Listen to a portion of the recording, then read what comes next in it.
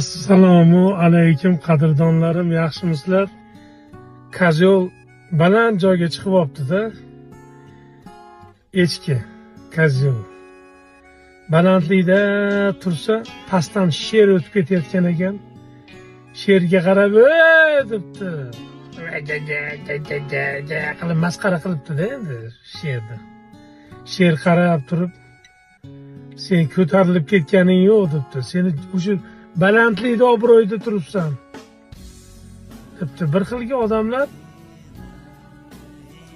ozgina balandlikka chiqib olsa, o'zidan aqlli va o'zidan kuchli odamlarni masxara qiladi-da pastga qarab. Shu kozollar charchatdi odamni.